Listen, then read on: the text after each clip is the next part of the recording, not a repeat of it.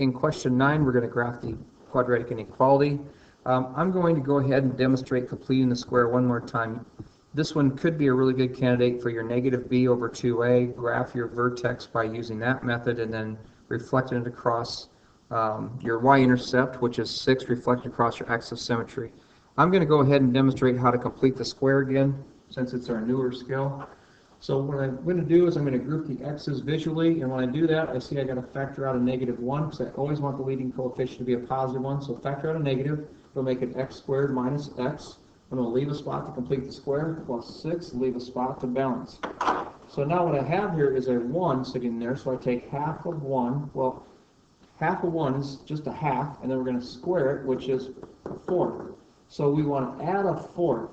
But we really didn't add a fourth in there, so I'm thinking about balancing. Because I have a negative 1 out in front, I really subtracted a fourth, so to balance it I have to add a fourth. Okay, so now we're going to go ahead and factor.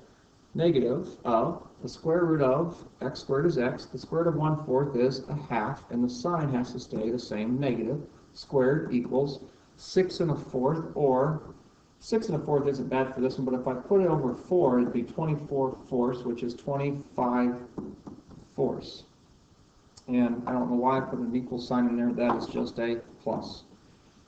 And that has to be y is less than or equal to a negative x minus a half squared plus 25 fourths. So now I'm going to locate the vertex. The vertex got moved only a half a unit to the right, so only a half a unit. Then we have to go up 25 fourths, which was 6 1/4. So 6 1/4 is right in there. The dot's pretty large for this graph, but now I've got to make sure my graph opens downward, and it only has a vertical stretch of 1, or a normal right 1, left 1. So I want to make sure I go right 1 from a half, which would put us at 1 1/2, and then down 1.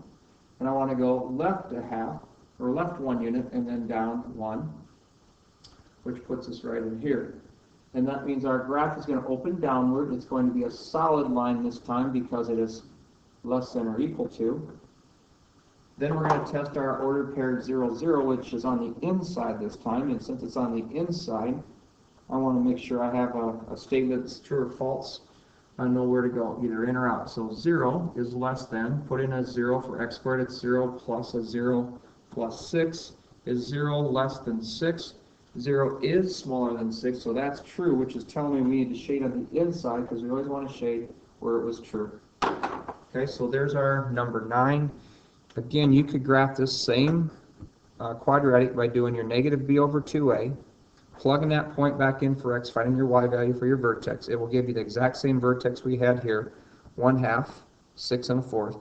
Then you can use your y-intercept, which is a positive 6, which is really tight in here, and then reflect it over here. So that's not going to give you quite as accurate of a picture, but it's going to be fine for what our purposes are.